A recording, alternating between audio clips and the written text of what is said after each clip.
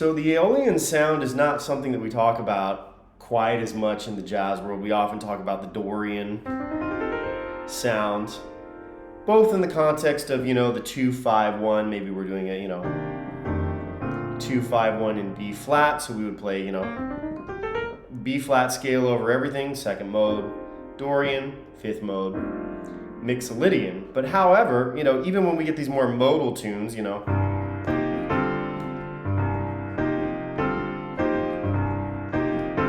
right, sort of McCoy-ish sounding stuff, it is more of a natural 6 sound. Or, so what? All sorts of things like that. It's more of a natural 6 sound rather than the flat 6 Aeolian sound. But it's such a beautiful sound, and it's something that's worth exploring. The chord symbol, as we mentioned earlier, can be difficult. If we flat that 6, it starts to look more like a triad inversion over its third. And I've seen it written both ways, minor 7, flat 6, or how Cordy's dropping it here. You can't see the C, but it would be A flat major add 2 over C. We hear this sound, I feel like more, I've heard a lot in cinematic writing, as we were talking about earlier. Right? Like the triad plus the flat 6.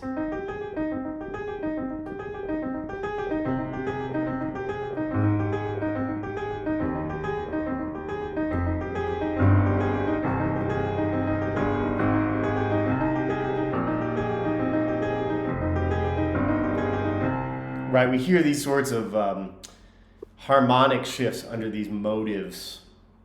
And that's a motive that I hear a lot, is like the flat 6 being included in the triad as well. Hey, Noah here. I just want to let you know that every video on this channel, including this one, is actually from the completely free master classes that we do available to all of our private students and course members at the Neo Jazz Academy. We have amazing teachers, some of which you've seen featured in these videos on this channel. So one thing that I think can never compare to any other form of learning is studying with someone one-on-one, getting completely personalized feedback. And we offer that here with our incredible teachers that you've seen teaching on this channel. So if you're interested, please click the link in the description. Learn more about private lessons. You can also learn more about the online courses if you're interested in that. But I highly recommend you get signed up for some personalized one-on-one instruction. We have world-class teachers here. So yeah, I hope you'll consider it. Again, link in the description, and let's get back to the video. So we were talking about, voicings like a C minor 9 or even a C minor 11 with a flat 6 sound. And one of my favorite things to do to help, get that sort of a sound is, of course, we always have these, C minor licks in our vocabulary. Right? Great stuff like that. But how do we get the flat 6 sound in there? Oh, well, if we take the C minor triad and we add the flat 6, we have sort of an A flat major sound. So if I play an A flat major sound over C, you can see the chord symbol is saying A flat 6.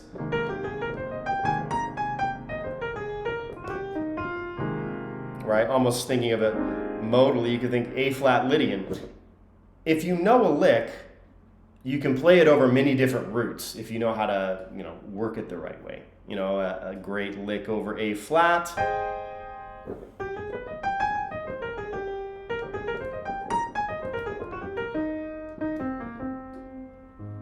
Will work really well to reflect the unique flat 6 sound, because the A flat is the standout note that really defines Aeolian.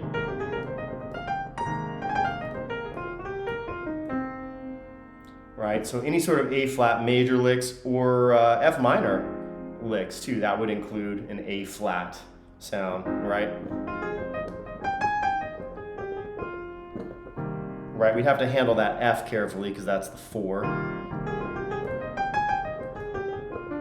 Right, probably landing on a stable third note, or a fifth or, seventh of some sort of more stable chord tone, because that flat 6 is very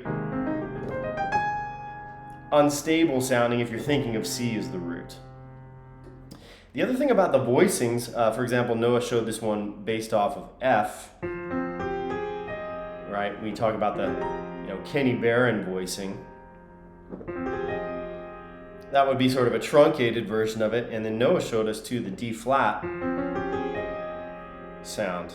Beautiful. Now, again, you can see that it's thinking of it more as a D flat major 9 sharp 11 inversion over F. The terminology for this chord does get trickier than the chord itself. But one of the things I really like about this voicing is the interval content. All right, we have perfect fifths, very consonant intervals on the outside, and as I always like to say, put the scrunch in the middle. Bill Evans did this. Robert Glasper does this. Not always in the middle. Sometimes on the top sounds great too. As well. But if you want a softer sort of dissonance, putting it in the middle is a great way to go. And again, if you know a D flat major sharp 11 lick, even if we just arpeggiated D flat major, flat 5 or sharp 11 over this chord,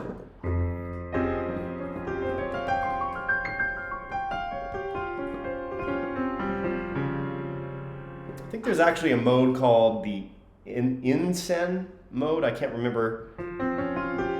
I think Wayne Shorter used it a lot, but it comes from a certain type of traditional Japanese music. So it's almost, putting us into different modes and interval content than we're used to. In the Western world, we're used to stacking thirds and, later stacking fourths, right?